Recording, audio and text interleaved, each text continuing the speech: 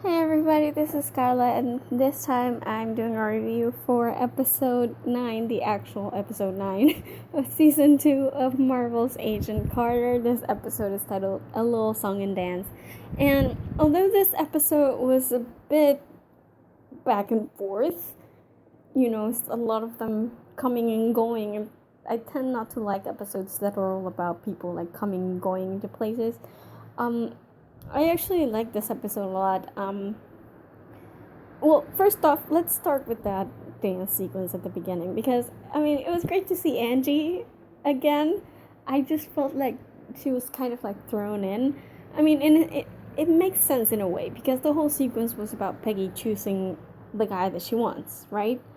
But at the same time,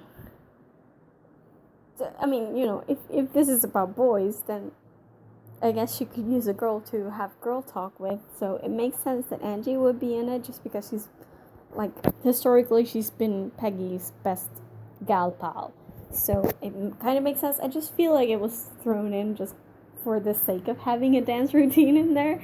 Don't get me wrong, it was a great dance routine, and I am going to have wet dreams about Ember Yokai singing and dancing because that man is, if I didn't love Susu enough, I love him even more now. And Ember Yokai is just, oh god, he's so good. Such a great dude. He can sing, he can dance, he's gorgeous. What can he not do? Okay, so I believe me, I enjoyed the dance sequence, the dream sequence. I don't really see much of the point of it other than, to fill up the space.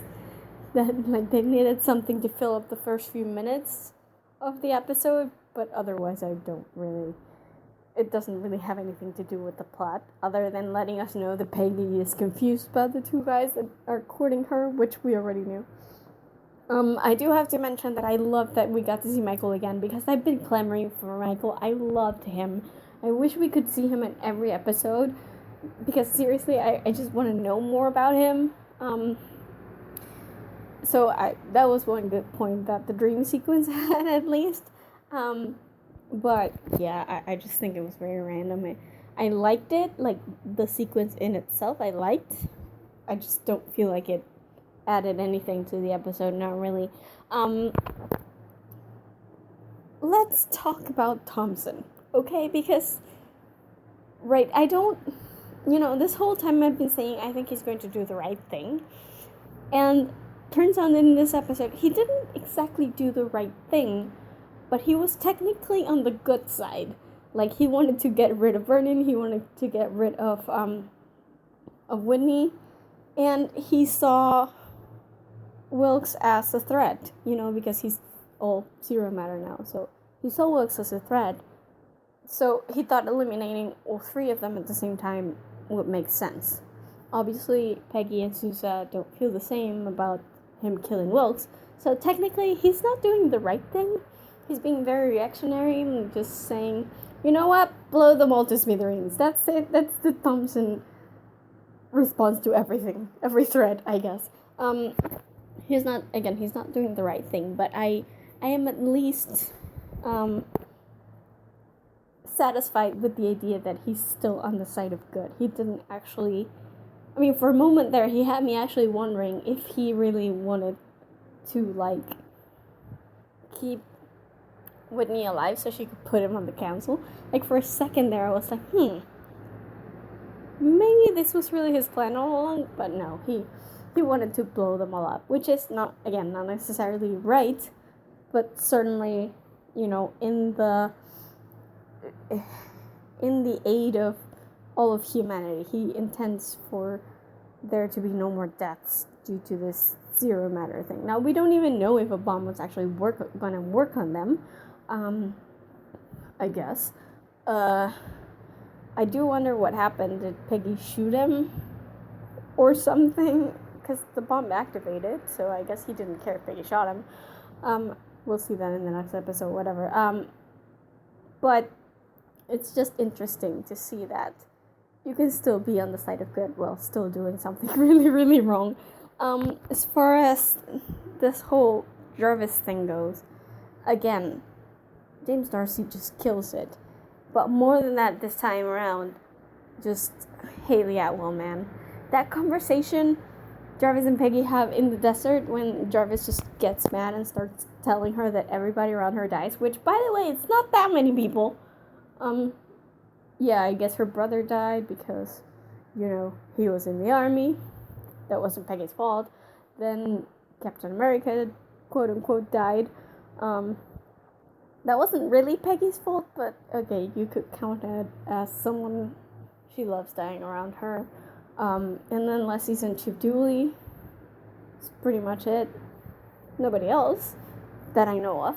So it was kind of jerkish for Jarvis to actually throw that in her face. And I think she did a great job of, making him see, how fortunate he actually is to have a life that doesn't go through any pain up until now. So, yeah, I mean, I can't really speak in Peggy's defense because she did it all on her own. She let him have it. And then he confessed about Anna and not being able to have children. And okay, that's one loss that he's gone through. And I love that Peggy immediately, straight away was like, I'm so sorry. I shouldn't have said anything. Because even when they're arguing, when one of them says something that really matters, then it matters to the other one as well. So, they both apologized, and now Peggy's in this mission. Moreover, I really love that Anna herself was like, nope, you shouldn't be here. You should be helping Peggy. Just go, okay? You really need to be over there helping her. And this is why we love Anna Jarvis, because she's awesome. Oh my god, I love her so much. Seriously, you're freaking in the hospital after having been shot because your husband was meddling in these adventures with Peggy, and she's not one bit jealous, she's not one bit angry. She still believes that Peggy's doing the right thing and that Jarvis should be there to help her because this is, good for everybody. And she's so great. I love her. I love her to death. I'm so sorry that they can't have children, but they'll work it out. They'll work around it. I'm sure of it. And I just love her, man. That was such a great scene, too. We had so many great scenes in this episode, really. I can't say I'm too bummed out that Masters is almost gone. I was hoping she would kill him. We didn't actually see her kill him. He was only half dead. I do hope he dies because I can't stand the man. I mean, Kurtwood Smith is fantastic in the role, but I just can't stand Vernon Masters that way. And then there's the Dr. Sam really was so funny. He's just like, can you get it done in 3 minutes? And he's like, I can get it done in 2. And then he was complaining about having had to do it in 2 minutes. That was just so funny. It's really so great. I mean, I really hope that by the time this is over, that Sousa will give him some kind of commendation at the SSR or something, because he deserves it. I mean, he's annoying, but he deserves it. I just really enjoyed this episode. I mean, glad to see Peggy punching lights out of Vernon, by the way. I was cheering for her, even though Susan Thompson had to, stop her on principle. But it was just, this episode was really great as far as character interactions go. As far as the end goes, I've been predicting since, episode 2 that Wilkes is going to sacrifice himself somehow. And I really think that's what he's doing now. He's letting go so that all this zero matter can just explode. Pour out of him and just explode. And because he doesn't trust himself to be around people, right? So I really think this is him sacrificing himself to save humanity. From this whole zero matter thing. I'm still wondering if the gamma ray thing is still going to explode. I don't know if that explosion is actually going to do anything to them. It might just be that the zero matter just explodes out of Wilkes, takes Whitney with it, and Vernon with it, and then the gamma ray thing explodes, and the gamma rays actually do their job and destroy the zero matter that just exploded out of Wilkes. So I'm thinking it's going to be something like that, but I really don't think that Wilkes is walking out of this one in any shape or form, and it's going to hurt. It's going to hurt Peggy so bad, and I'm getting the feeling that that means that she won't be able to, be with Sousa after that. So that kind of sucks. Oh God, it's that everybody's doing that Gail Hawthorne thing right now, where because you can't be with the other guy, then you can't be with me either, because you'll always be thinking of the other guy thing. It hurts me deep in my fangirl heart, okay? But I do think that's what's gonna happen, because I don't think they're gonna get Peggy and Sousa together in this season. Hopefully, I haven't seen the ratings, but hopefully they've been good enough that we will get a third season, because I would hate not to see Peggy and Sousa getting together, and I really do think it's gonna happen. Go ahead, fight me on this, but I really do hope it's gonna happen. I just don't think it's gonna happen in this season, especially since we only have one episode left.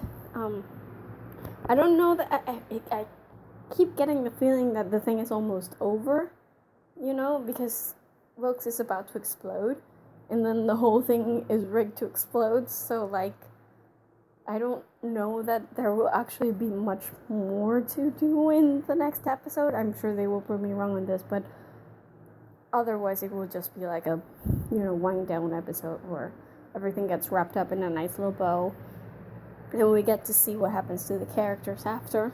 So I don't expect the finale to be, really action-packed, but you never know. This show has surprised me before. I'm sure it will surprise me again. Yeah, I thought it was a pretty good episode, even for an episode of just people going back and forth between places.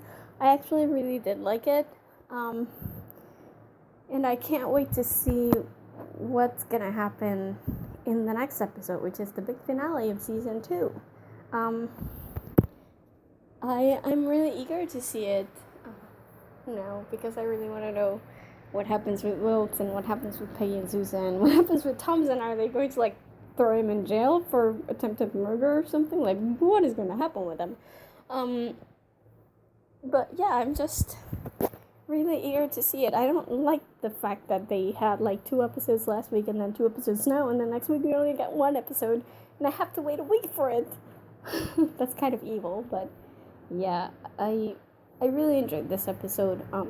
Not as much as the previous one, and there were some things that I didn't like about it, but it was very enjoyable. Definitely very action-packed and very twisty, which I enjoy.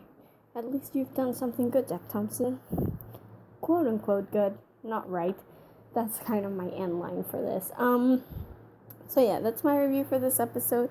As usual, be sure to visit our website at thegeekypub.com. We have reviews not just for the previous episodes of Agent Carter, but also for other TV shows, books, movies, games. We have a ton of stuff in there, so be sure to visit and check it out. And also, if you'd like, you can subscribe to our YouTube channel, because that's usually where our reviews go up first. Most of the time, even before they hit the website, they're up on YouTube. So if you subscribe, you will be notified straight away whenever something new is uploaded. You don't want to miss anything, so go ahead and do it. And that's it for me. I will see you guys in my next review. Bye!